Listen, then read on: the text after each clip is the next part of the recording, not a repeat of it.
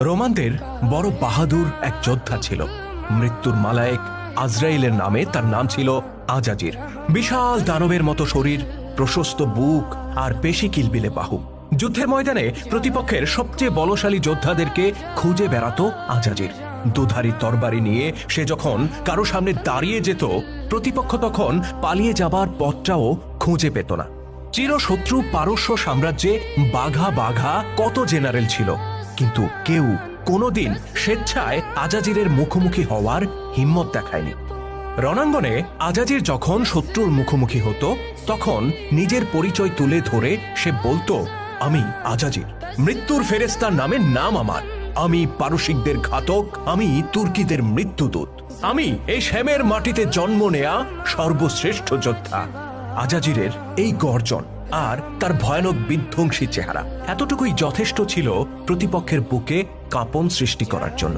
তার জন্য সবচেয়ে গর্বের বিষয় ছিল এই যে ইতিপূর্বে সে কখনো কারো বিরুদ্ধে দ্বৈতযুদ্ধে পরাজিত হয়নি।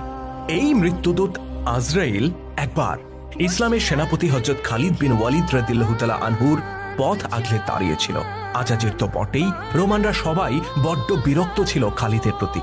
কেননা খালিদের নেতৃত্বেই আরবরা রোমানদের শহরগুলো একটার পর একটা দখল করে নিচ্ছিল। তার দুর্দান্ত গতি আর ক্যারিশমেটিক নেতৃত্বের সামনে কেউ দাঁড়াতেই পারছিল না।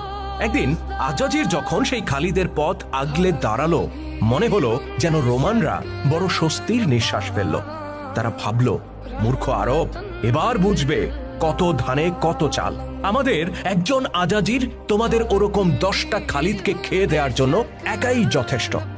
হ্যাঁ, রোমানরা সেদিন এমনটাই ভেবেছিল। আর উপস্থিত মুসলিম যোদ্ধারা তারা কি ভাবছিলেন? সত্যি বলতে মুসলিম যোদ্ধারাও সেদিন সেনাপতির জীবন নিয়ে সংশয়ে পড়ে গিয়েছিলেন। খালিদ কি পারবেন আজাজিরকে সামাল দিতে? এমন কি হতে পারে খালিদ আজকে শহীদ হয়ে যাবেন? তবে কি থমকে যাবে আমাদের এই বিজয় যাত্রা? এত বড় রোমান বাহিনী, তার বিরুদ্ধে আমরা এত ছোট্ট একটি দল। খালিদই যদি না থাকেন, তবে এই ছোট্ট বাহিনীকে কে টেনে নিয়ে যাবে? এরকম বহু প্রশ্ন সেদিন ভিড় করেছিল মুসলিম সৈনিকদের মনে। কিন্তু আমাদের খালিদ বিন ওয়ালিদ, স্বয়ং আল্লাহর তলোয়ার যিনি, ওই আজরাইলের সামনে দাঁড়িয়ে তিনিও কি সেদিন ঘাবড়ে গিয়েছিলেন? যারা খালিদকে চেনেন, তিনি কোন জাতের কোন ক্লাসের সে ব্যাপারে যারা ধারণা রাখেন, তারা নিশ্চয়ই এমনটা ভাবছেন না। সত্যি বলতে খালিদ সেদিন এতটুকু ঘাবড়ে যাননি। উল্টো তিনি সেদিন এমন এক কাণ্ড করে বসেন যা ছিল তার দীর্ঘ লড়াকু জীবনের এক নজিরবিহীন ঘটনা। আপনি শুধু কল্পনা করুন, আমাদের বর্ণিত ওই আজরাইলকে জামার কলার চেপে ধরে খালিদ টেনে হেসড়ে নিজের তাঁবুর দিকে নিয়ে যাচ্ছেন। অতঃপর সেখানে নিয়ে তাকে তিনি শিকল দিয়ে বেঁধে ফেলছেন। এত বড় যোদ্ধা আজাজির জীবনে কখনো দ্বৈতযুদ্ধে পরাজিত হয়নি, তার সাথে খালিদ এমনটা করছেন, এ কথা ভাবা যায়? হ্যাঁ, আপনার যেমন বিশ্বাস করতে কষ্ট হচ্ছে, সেদিন ওই রণক্ষেত্রে উপস্থিত হাজার হাজার রোমান সেনাদেরও এই দৃশ্যটা না হজম করতে অনেক কষ্ট হয়েছিল। আমরা সাধারণ মানুষ যেটা কল্পনা করতে পারবো না, সেটাই